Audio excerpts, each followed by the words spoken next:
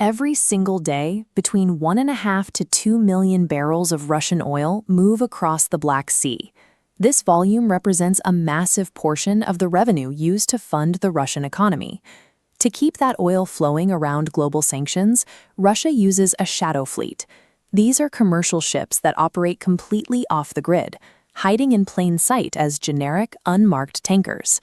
These same illicit routes carry massive quantities of bulk goods, including wheat, fertilizer, and timber, moving thousands of tons of cargo out to global markets. Ukraine needs to sever this economic artery. The problem is, enforcing a blockade usually requires a navy, something Ukraine doesn't actually have. So they improvised.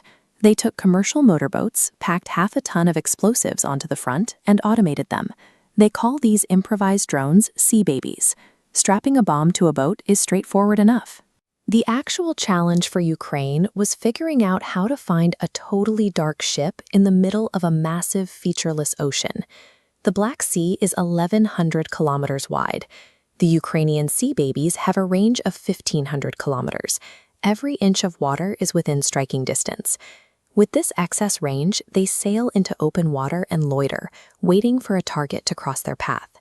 To find those targets, the Ukrainians pull down imagery from commercial synthetic aperture radar satellites. This type of radar lights up everything in a 50,000 square kilometer strip, revealing the physical shape of every single vessel on the water. Under normal maritime rules, every legal ship in the world constantly broadcasts its location using an electronic transponder. Here is how Ukraine processes that data. By cross-referencing known legal traffic with physical radar hits, they create a process of elimination. Any massive ship on radar not broadcasting a signal is identified as a likely Russian shadow vessel. It's a lethal catch-22 for Russia. By turning off their trackers to hide from international economic sanctions, the shadow fleet inadvertently flags themselves as a military target. Russia is actually highly capable at electronic warfare and signal jamming, which is normally the best defense against remote drones. And because you can't run a physical fiber optic cable over open water, the sea babies rely entirely on vulnerable wireless connections piloted by a human in first-person view. But Ukraine found a major loophole. Because the shadow fleet operates under the guise of being ordinary civilian commercial vessels, they can't legally or practically mount military-grade jammers without blowing their cover. And the Russian Navy can't safely escort them either. The moment a warship turns on a powerful jammer, it becomes a massive electronic beacon. That invites immediate attacks from aerial drones equipped with memory guidance that bypasses the jamming entirely.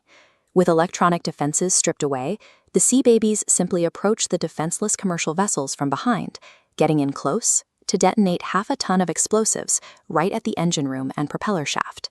The physics of the ocean, combined with the civilian classification of the shadow ships, renders Russia's most advanced electronic warfare completely useless. They are forced to defend these ships using physical, kinetic weapons. The physical defenses fail too. Heavy battleship guns cannot depress low enough to target a small boat riding the waterline, and standard small arms fire from the top of the deck bounces right off the drone's armor.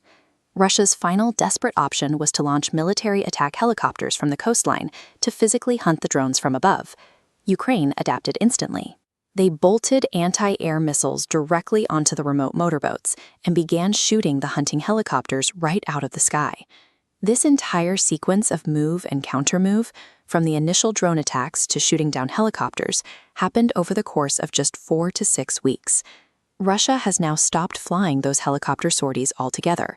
They are losing control over fuel access in Crimea, and without reliable fuel deliveries, they can't even operate their coastal air bases. This unbroken string of tactical checkmates is effectively closing off the Black Sea as a shipping lane. If this campaign continues, it will sever a route that carries millions of barrels of oil and tons of cargo every single day.